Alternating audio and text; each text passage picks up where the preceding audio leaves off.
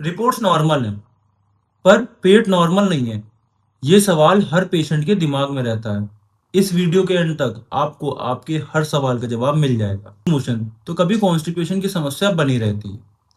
Reports करने पे सब नॉर्मल आता है, बट डॉक्टर से जब मिलते हैं तो डॉक्टर्स इन्हें आईबीएस कहते हैं। IBS mainly irritable bowel syndrome को बोला जाता है। इसका मतलब ये नहीं है कि इंटेस्टाइन खराब है, इसका मतलब ये है कि हम लोग की इंटेस्टाइन सेंसिटिव हो चुकी है। जैसे नॉर्मल आवाज सुनने पे ठीक लगती है, लेकिन ईयर सेंसिटिव लोगों को यही नॉर्मल आवाज बहुत ज्यादा तकलीफ देती है। वैसे ही नॉर्मल फूड आईबीएस पेशेंट्स को इरिटेट करता है, उनको ट्रिगर करता है, और स्टमक पे जरा सा स्ट्रेस पड़ने पे ये एक सिम्टम्स क्रिएट करने लगता है। अब सवाल ये उठता है कि आईबीएस की समस्या होती क्यों है। आईबीएस की समस्या सिर्फ पेट की समस्या नहीं है। आईबीएस के सिम्टम्स चार चीजों पर डिपेंड करते हैं। पहला, गट और ब्रेन मिसकम्युनिकेशन, स्ट्रेस और एंजाइटी। दूसरा, तीसरा, गलत ईटिंग पैटर्न, और चौथा कारण है एंटीबायोटिक की वजह से गट का इम्बैलेंस होना। इसीलिए आईबीएस सिर्फ मेडिसिन द्वारा सही नहीं किया जा सकता।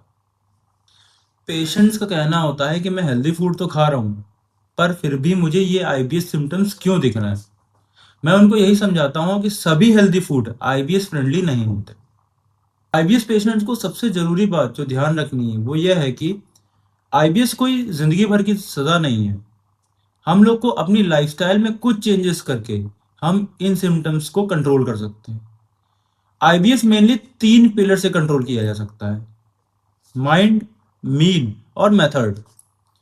माइंड मेनली हम लोग को स्ट्रेस और एंजाइटी को दूर रख के अपनी स्लीप को अच्छा बनाना होगा। मील मील में हम लोग को अच्छे से चबा के खाना होगा, टाइमिंग का ध्यान रखना होगा, और सही खाना क्या खाना चाहिए उस पर ध्यान रखना होगा। और तीसरा है मेथड, जिसमें हम लोग को माइंडफुल ईटिंग करनी है। अगर माइंडफुल ईटिंग को समझना है तो इसकी वीडियो मैंने पहले बना रखी है, डिस्क्रिप्शन में मैं लिंक मेंशन कर दूंगा, आप देख लीजिएगा। अगर आपने ये तीन मेथड से अपनी लाइफस्टाइल को चेंज कर दिया तो आईबीएस आपकी लाइफ को नहीं, आप आईबीएस को कंट्रोल कर रहे होंगे। अब सवाल ये उठता है कि आईबीएस में हम लोग को क्या क्या खाना चाहिए और क्या क्या रिस्ट्रिक्शंस का ध्यान रखना चाहिए। इरिटेबल बाउल सिंड्रोम में मेनली व्हाइट राइस, सॉफ्ट रोटी, ओट्स, पपीता, सेब, अनार, कद्दू, सेम, लौकी, तरोई, परवल, और ऑयल्स की बात करें तो घी, कड़वा तेल, इन सब का सेवन कर सकते हैं। पर मेन बात ध्यान रखने वाली है कि हम लोग को स्मॉल मील्स का चूज करना चाहिए। सभी खाने को अच्छे से चबा के खाएं, मील टाइमिंग में ध्यान दें, और सबसे बड़ी बात, ठंडा खाना ना खाएं, जिसे हम लोग आहार विधि में बोलते हैं। इस पर भी मैंने वीडियो बना रखी है। अगर आपको इसको अच्छे से समझना है तो इसका भी लिंक मैं डिस्क्रिप्शन में मेंशन कर दूंगा। अभी हम लोग ने जाना कि हम लोग क्या खा सकते हैं, पर क्या नहीं खाना है इसको जानते हैं।